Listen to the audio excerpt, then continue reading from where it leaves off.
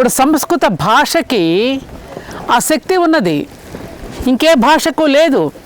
ఇవాళ పిల్లలు భారతదేశం అనమంటే కూడా అనలేనటువంటి స్థితిలో ఉన్నారు. ఆ ఒత్తు పలుకుతూ ఉన్నప్పుడు 72,000 నాడులు కూడా చైతన్యవంతమై మనల్ని ఆరోగ్యవంతుల్ని చేస్తోంది. రక్త ప్రసరణ బాగా జరుగుతుంది.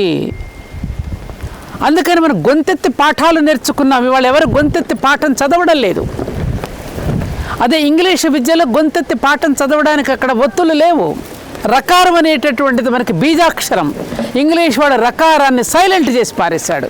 FORM ఫామ్ కదా, వాడేమంటాడు ఫామ్ అంటాడు, మనమైతే ఫారం అంటాం.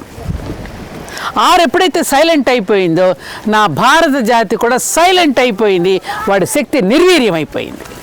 ఆ బీజాక్షరాన్ని పలకడం లేదు మనకి. అందుకే రామ అనే బీజాక్షరం పలికితే రా అనే నమో నారాయణలో రా అనే బీజాక్షరాన్ని, ఓం నమఃశివాయల మా అనే బీజాక్షరాన్ని కలిపి ఎప్పుడైతే మనం ఉచ్చరిస్తున్నామో ఓం నమఃశివాయల మా అనే బీజాక్షరాన్ని, ఓం నమో నారాయణ రా అనే బీజాక్షరాన్ని కలిపి రాముడికి పేరు పెట్టారు. కాబట్టి ఆ బీజాక్షరాన్ని ఎప్పుడైతే నువ్వు ఉచ్చరిస్తున్నావో, ఆ సంస్కృత పదాలను ఎప్పుడైతే నువ్వు పైకి ఉచ్చరించి పలుకుతున్నావో అప్పుడు నీ శరీరం ఆరోగ్యంగా ఉంటుందని ప్రతి అక్షరంలోనూ కూడా శక్తిని నిక్షిప్తం చేసి మనల్ని పలికేటట్టు చేశారయ్యా. ఇదయ్యా మన భారతదేశంలో మన సంస్కృత భాషకు ఉన్నటువంటి గొప్పతనము, ఔన్నత్యం.